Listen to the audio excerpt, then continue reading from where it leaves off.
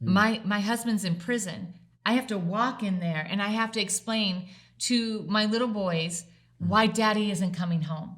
And it was overwhelming. I just gripped the steering wheel and I stood there and it was like I had to tell myself, let go of the steering wheel. It was like somehow like I was being drugged out of the car and I didn't want to get out because then I had to deal with it. I had to face it. And I'm hanging on to it for life. And I'm just like, what am I going to do? What am I going to do? How am I going to tell them? How am I going to tell them?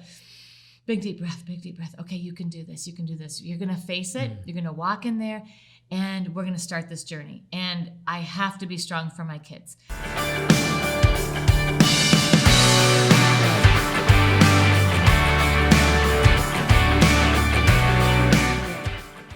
Welcome to TYRO TV. I'm Ron Tijerina. And I'm Cathy Tijerina. And today we want to do a special edition just for you and all those out there who are watching this show. And it is really special to us. We are celebrating Ron's 17th year of being home from prison. 17 years. Woo! 17 years. I was sentenced to 14 to 25. So if I had been in there still, right, and got out after serving 25 years, we'd only be celebrating 7 years this year. So we had a whole extra decade. We've got 17 years of Ron being home. And so today we were going to share with you our experience. We're going to reminisce about the day Ron came home from prison and our journey since then. We just want you to join us in our own family's experience. It's been very profound. We're going to share with you the day that he went to prison, what that was like for me, what that was like for Ron, talk about his journey through incarceration and then his journey since he's been home. And the point of us sharing this with you is to not take life for granted. Right? Because we want to celebrate you upon your release. We want to celebrate you upon the awakenings that you experienced while you're doing your time, right? While you're learning and you're growing in there, how the relationships that maybe you have broken, how they're mended, or maybe your life has changed to where, you know what, maybe you're no longer on that path with those certain individuals, but you're on a path of success. You're on a path of holiness. You're on a path of righteousness where you're thinking clearly because you want to be better for society, not bitter. You don't want to be the liability anymore. You want to be the asset in the lives around you. So as we share our journey, first of all, as Ron said, we never want to take this for granted. Ron's freedom or our actually reunification that happened inside of prison, because before Ron went to prison, our relationship was so chaotic. I mean, we were on It was the destructive. brink. It was destructive. It was very destructive. And so through Ron's incarceration, we grew together and we established a strong, thriving relationship that we got to enjoy during his incarceration, but then build upon as he came home. And so we want to share that with you to help inspire you that anything is possible. But we also don't want to forget where we came from, what we've experienced, and we just want to constantly be grateful for it. You know, the life that we live today is amazing, but it wasn't easy to get in here. It was challenging.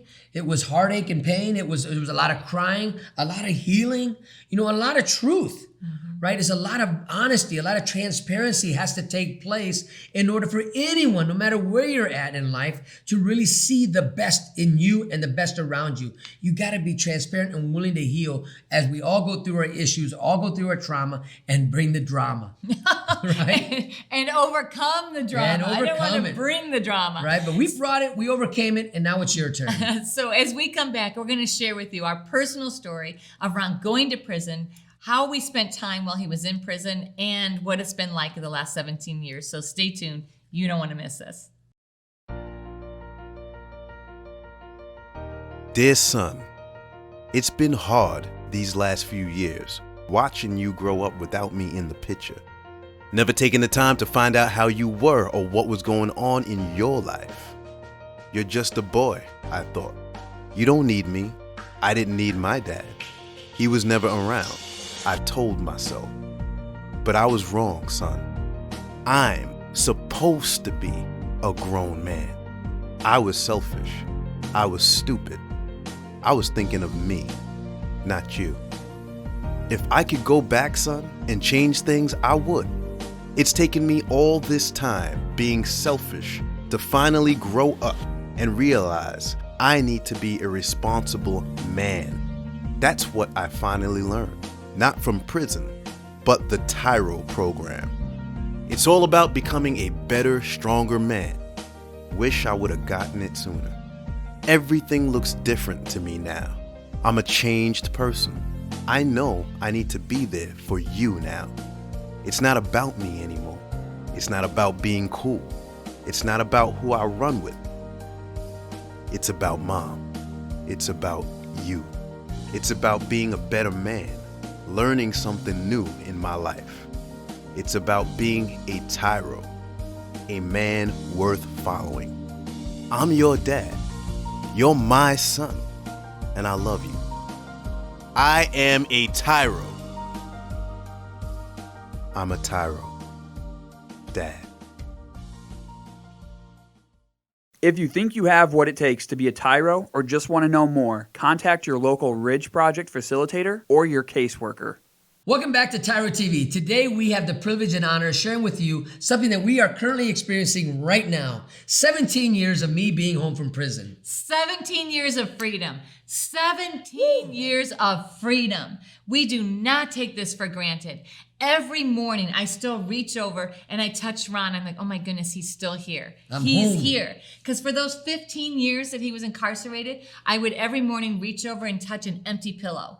Just a pillow, no Ron. And I'd wake up every day and say, okay, I can do this. I can do another day, take a big, deep breath. I can face the challenges of life out here in society, just me, knowing that Ron has my back from afar. You know, being home 17 years, we cannot say it enough. This has been an amazing life. It's an amazing journey. But it's come at a price, right? We've had a lot to sacrifice. We've had a lot to endure and a lot to take in and a lot to give away and a lot to really empower others. And so we don't take this for granted. Our position in life that we have been allotted, that we have been given, you know, it's like, to whom much is given, much is required. So we understand that verse. We understand that proverb. We understand that word. Maybe not even into its fullest, because we have been given much, much more than we can even conceive or imagine. Yeah. And we're not talking about finances. We're talking about joy. We're talking about health. We're talking about relationship. We're talking about family. We're talking about the power of influence in our home, our community, and our workplace. These are things we do not take for granted. These are things we did not have before Ron went to prison. And so we want to even go all the way back. We want to go back to 1991 when Ron went to prison, because this moment, we had no idea what we were about ready to experience. We had no idea that this horrific tragedy in our family, this ripping apart of our family, was actually going to bring to us an opportunity to create a powerful family legacy. If someone in that moment had told us what we were about to experience, if they had even told us that we were going to do 15 years in prison, I think that we would not have believed them. You know, as I think about this whole and going back that day, you know, it's putting me in a state of an emotion here, right? Because I haven't visited that moment in my life for quite some time. But it's important that we go back there today so you can really understand where we're at today and why we celebrate every day of our lives, why we do not take it for granted. I remember standing there at the age of 25 years old, and Cathy's 24 years old, and sentenced to 14 to 25 years. Had no understanding of that. All I know is they found me guilty of something I didn't do, but I had to come to a place in me like that. Right, but what happened was I almost passed out. I almost fell out because it was so shocking. Not only shocking, but it was overwhelming.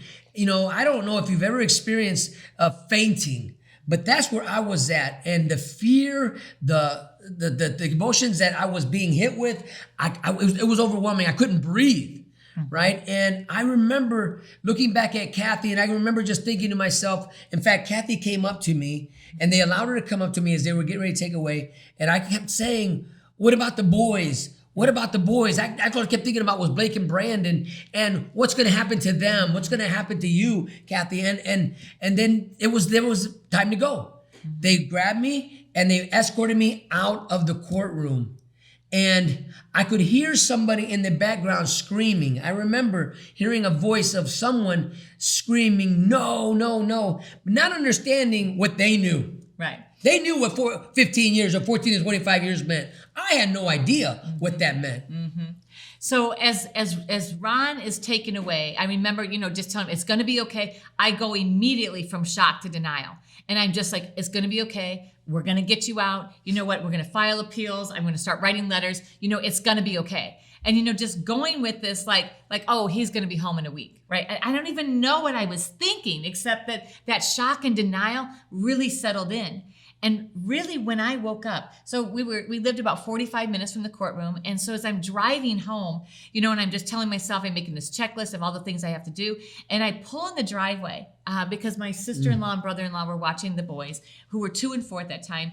Brandon was almost 3, just weeks away from being 3. And I pull in the driveway and I stop the car and I turn it off, and it like hit me. The reality of the situation just hit me like a slap.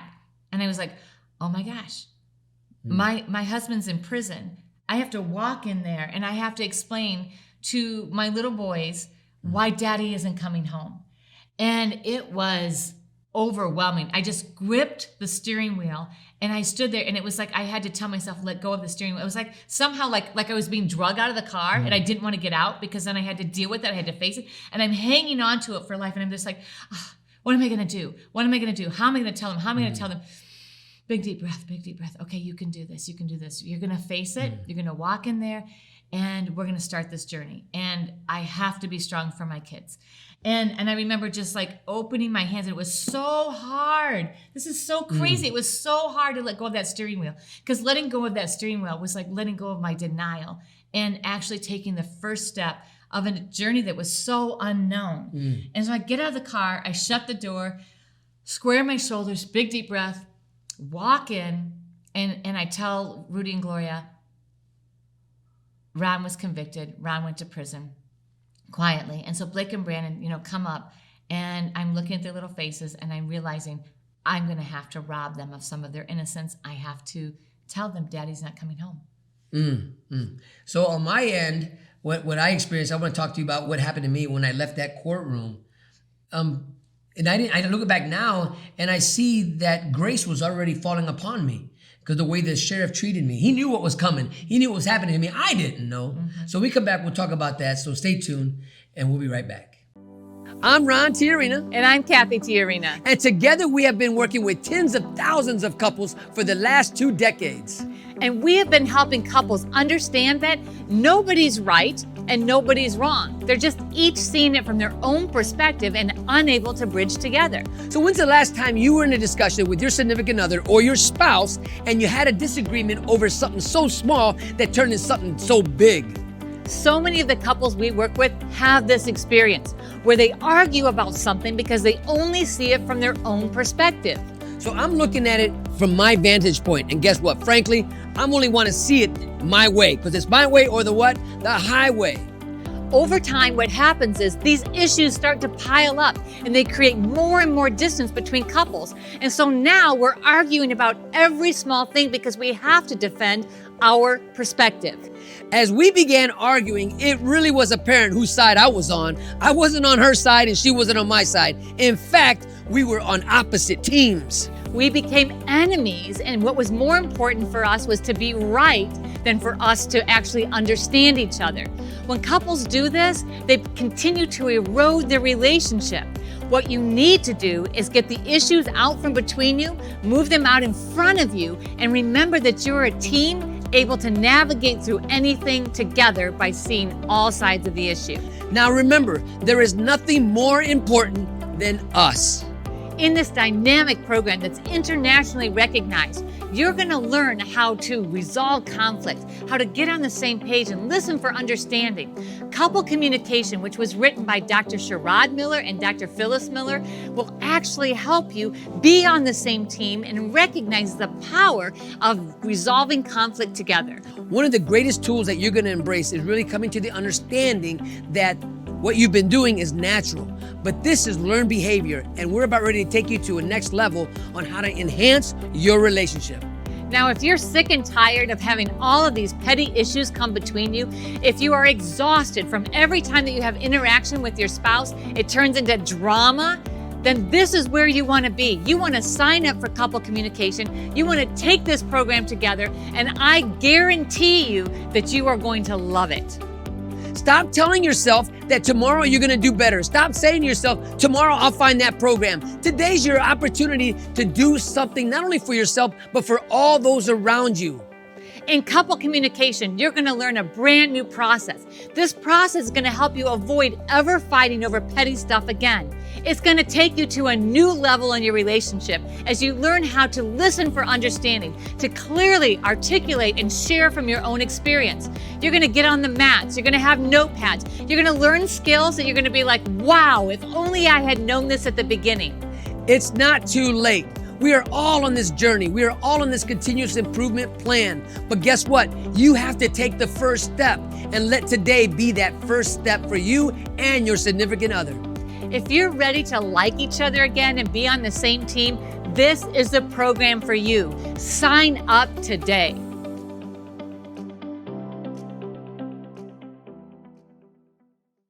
Welcome back to TYRO TV. Today, Cathy and I are sharing with you our experience of the 17 years that we are celebrating today. This week, we are celebrating my 17 years of being home from prison. And I mean, 17 years, Cathy and I, we've been married 37 years this year. But being home 17 years has been an amazing, amazing experience. I am so thankful that I'm along this journey with Cathy, and Cathy's along with me. And guess what, fellas? She still likes me. I do. Guess what, ladies? He's very likable. So Cathy was sharing her experience of when she came home from the courtroom. But my experience was when they took me out of the courtroom, and it was the actual sheriff that escorted me out. It wasn't a deputy, but an actual sheriff of the county. And when he escorted me, he took me down to his car, and it was a side door of the building. And he said, "Hey, I don't want you to sit in the back seat. Why don't you sit in the front seat with me?" And I said, "Okay, great." So I'm sitting there, and he said to me, "It's going to be okay. You're going to be okay. You're going to make it." And I had no idea that he was just, calm me down, because he must have saw shock in my face and fear, right? And I was just in a state of a paralyzing fear, right?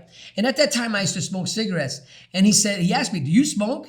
And I said, "Well, yeah, I actually do." He said, "Well, here's a cigarette. Go and smoke it, because where you're going, there's no smoking." And so he had me smoke. He let me smoke a cigarette in his car, and I'm sitting there, and he's telling me, "Listen, you're gonna be okay. You're going to be able to get through this. It is not the end of the world." This is how he was already. Compassion. Yeah, the grace, man. Yeah. And I haven't seen this sheriff since then, but maybe I should look for him, because he actually set a tone for me, not realizing it till this moment, that he was preparing a way for me to tell myself, I can do this. I'm going to be okay. We're going to be okay. Because he also said, don't worry about your family. Just take care of you and focus on what you're about to face. You're gonna be okay. And day one in the county jail, it was horrific. It was scary, And if you can go back in time, fellas, the very first time you've ever been to county jail, it ain't fun when the rabbit got the gun, right? It's not a fun place. It's a dark place. It's a gloomy place, and it's meant to be that way. So as I walk in, I see the boys. Of course, I tell them and I explain to them, and they have no concept of what jail is or prison is. Brand new word in their vocabulary. I mean, not quite 3 and 4.5 years old. They're just so confused. They don't care what jail is. They don't care what prison is. All they want is daddy to come home. It's like, okay, I don't want you to, don't explain jail to me. Where's daddy? Why isn't he here? When's he coming home?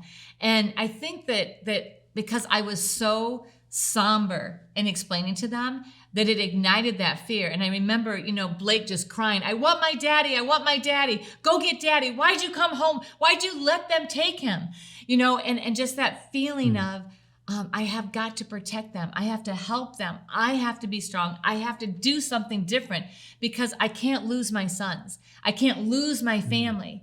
And going just starting to think about, okay, what do we do next? What do we do next? And trying to find help was impossible. There were no services. There was nobody out there that was prepared to help families navigate through incarceration. In 1991, it was unheard of to have family days, to have, services for the families to connect to the incarcerated. Parenting classes. And nothing. No healthy relationship classes.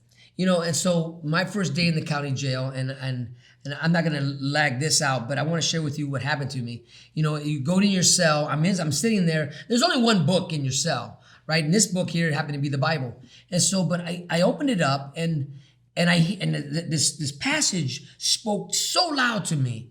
It was 1 Peter chapter 4, verse 12, and I will never forget it, right? "Think it not strange of the fiery trial that's about to try you, And I stopped right there. I'm like, what? Think it not strange. It's like God was talking to me saying, look, I knew this was coming. You didn't, but I knew. So don't think it's strange that you're experiencing this, because I could not be taken at my word. I couldn't, my reputation preceded me as a bad guy, as all those things. And so I'm fighting for my innocence, but my reputation said otherwise.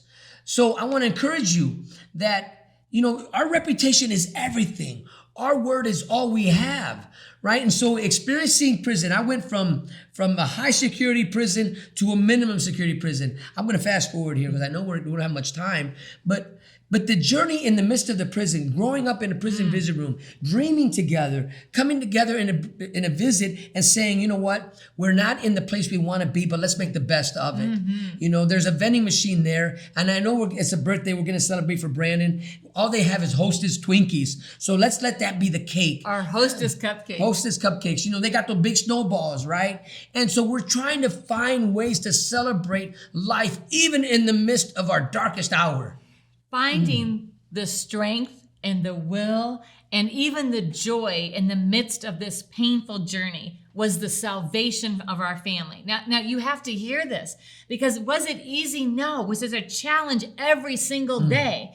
But we woke up every day and we made the decision to face everything and recover, find joy, and actually create family bonding memories for our kids and create an atmosphere of growth so that we could thrive in the midst of it. When we come back, we're going to talk about the day I was released, the day of celebration that we celebrate to this day, every day. So stay tuned. We'll be right back. Finding your purpose should not be rocket science. Why is it in life when we get excited about something, when something comes our way and we know that this is our purpose, we know this is the reason why we were put here on earth, we allow life and the circumstances thereof to snatch our joy, to steal our dreams? Why is it that we allow those things to just suffocate our growth? Because we make it so complicated.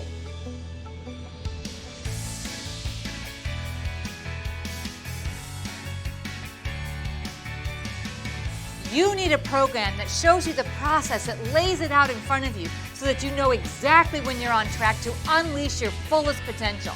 Because the word is, if you're faithful in the little things, you will be faithful in the big things. In this program, we're going to teach you the process to actually reach your dreams. Some of you don't even know what your dreams are, so we're going to help you unlock that and unleash that. And then we're going to give you the process to step through all of the challenges, overcome every single obstacle in order to reach and achieve those dreams. Part of the process of you becoming a new person for you is understanding what it means to be a TYRO, right? You're going to start reciting a pledge that is going to become your new mantra for your life, called the TYRO Pledge. And I promise you, this would change the way you think about you. We're going to teach you the difference between a value statement and an observation. We're going to give you the formula on how to be successful in investing your time and energy. We're going to walk you through the process of developing a mission statement. This is not going to be easy. This is not a cakewalk. But if you're ready to live up to your greatest potential, to take on every challenge that's in front of you and conquer them, then you're ready to be a TYRO. You must know you are not on this path alone. As you go through this course, you're going to be going through this course with people all across the world. There are TYROs worldwide that are waiting to welcome you into this community, to become a person worth following and join the network that is transforming their lives and their communities. The greatest honor of completing TYRO is to earn the TYRO pen. Many people from across the world, from all walks of life, have earned the TYRO pen by completing the 12 workshops that are in this program. But just because you signed up, and maybe you showed up for one or two of them, doesn't give you the right to earn the TYRO pin. You must complete this entire program to be pinned a TYRO. This pinning is an outward symbol of something that's happened on the inside. Because throughout the TYRO process, you are going to be awakened to your purpose and your dreams. Your heartbeat begins to resurrect and beat again for the passion of being a leader in your home, your community, and your workplace. If your dreams don't scare you, then you are not dreaming big enough. Sign up for this program if you're ready to be pushed to your greatest potential. Sign up for this program if you're ready to live the next level of life. You have what it takes. Everything that you need is right inside you. We're here to help you pull it out, your greatest potential. Quit running from yourself. become the man or the woman that you were called to be here today, right now.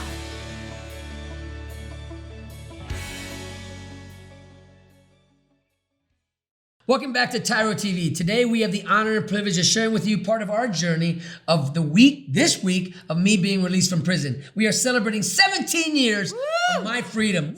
17 years of freedom. We do not take this for granted. And we want to share with you because there is life on the other side of the fences. We did 15 years of prison together. That means Ron on the inside, the boys and I on the outside, and then our daughter who was added, 11 years later? To the family. And so we want to share with you how we got Bria.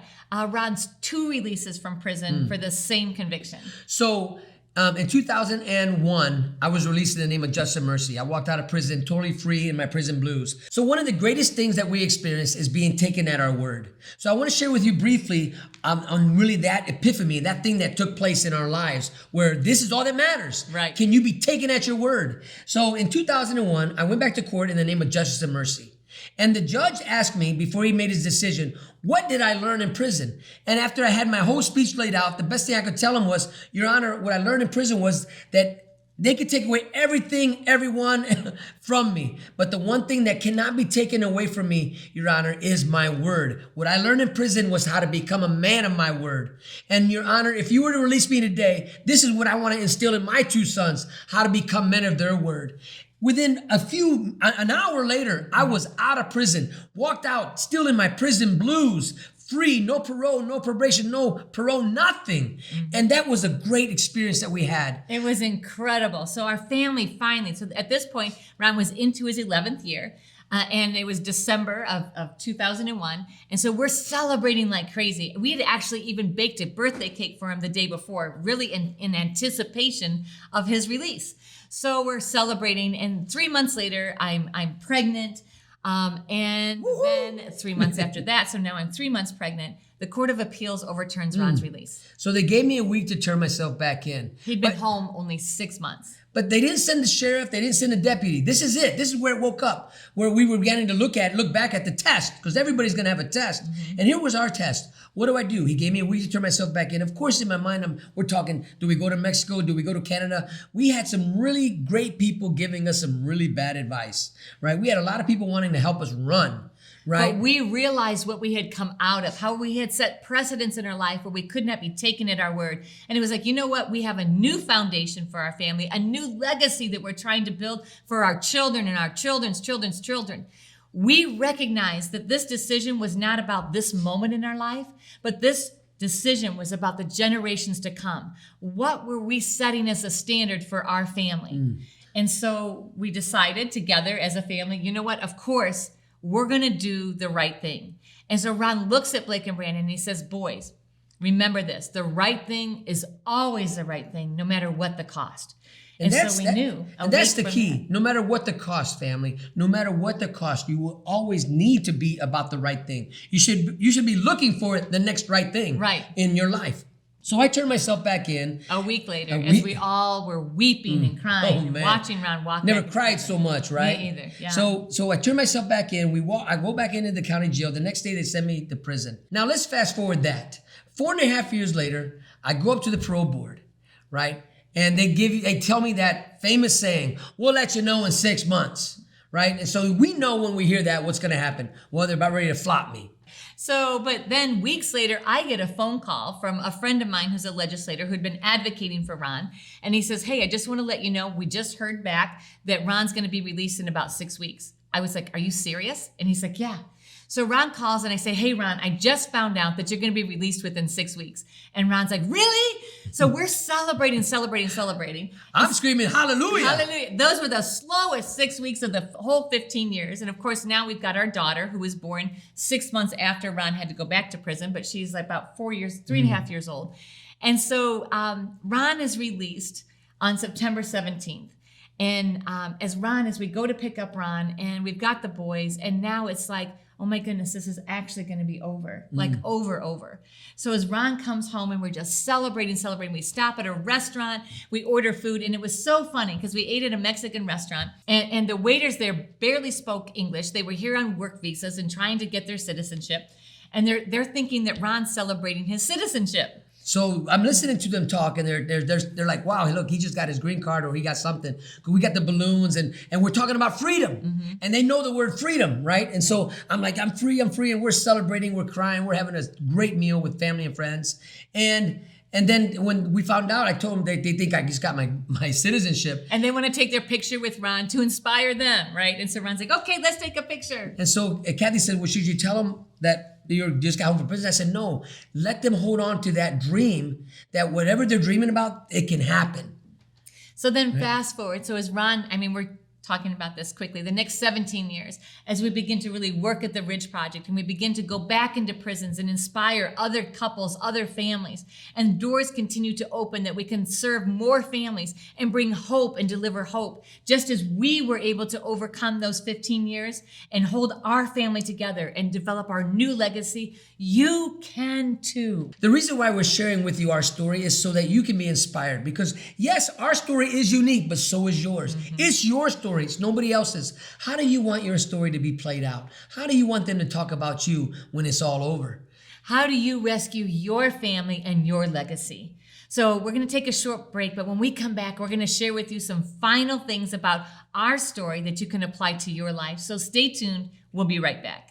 TYRO Dads will help you to see who you really are on the inside by coming to terms with your past, present, and future. You'll begin to move forward by using your time on the inside to transform yourself. We know you're not the only one serving time. Your family is too. Overcoming the issues that existed prior to and during incarceration are often more than what many families can survive. TYRO Dads has a unique method of reaching and healing families based on Ron and Cathy Tijerina's own personal experiences. TYRO Dads works exclusively with incarcerated fathers who have minor children. The program lasts for 10 weeks and focuses on intensive character development. You'll be taught to take responsibility for your actions, to own it. You'll be prepared to overcome the obstacles of incarceration and transition back into your home and community, both successfully and permanently. Upon successful completion of this program, you will earn the title of TYRO, which means a warrior, someone learning something new. You will be one of the honored,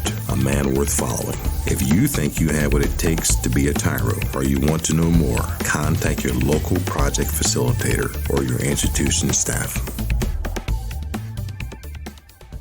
Welcome back to TYRO TV. Today we've had the privilege and honor of sharing with you our journey for 17 years that I've been home, we've been home together. Woo! You don't in the even same know. house, You don't same even bed. know. Right? Nobody can steal my joy. 17 years. Man. We have overcome so much adversity through those 15 years of Ron being incarcerated and really stabilized our family. And we actually, we rescued our family thanks to, and honestly, glory to God, that He saved our family, He saved our marriage, and we have spent 15 years in prison to prepare us for the next 17 years. So what Cathy is saying is we didn't wait till I came home to begin our life.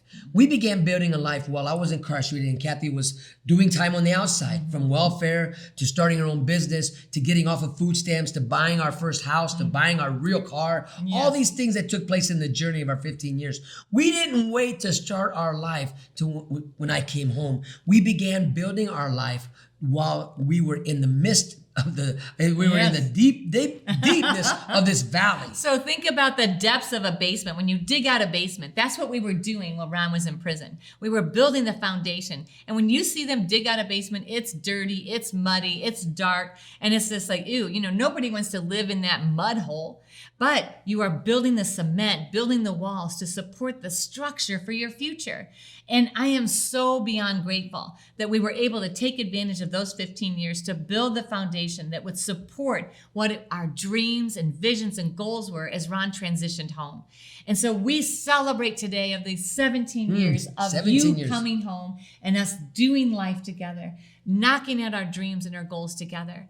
And I hope that it inspires you that there is nothing that you can't accomplish. So Are we done dreaming? Of course not. Are we done casting visions? Of course not. We are living every day like it's a brand new day. We are living our life like it's a brand new day. We don't take anything for granted. Now, yes, it's hard work to stay focused. It's hard work to stay disciplined. But together we are accomplishing things that we never thought possible. And we believe that for you. We believe that for you and your family, no matter where you're at in life, whether you're just starting your incarceration or you're coming to the end of it. Your life begins right now, today. There will be a new challenge every day, but there's also a new opportunity to celebrate life.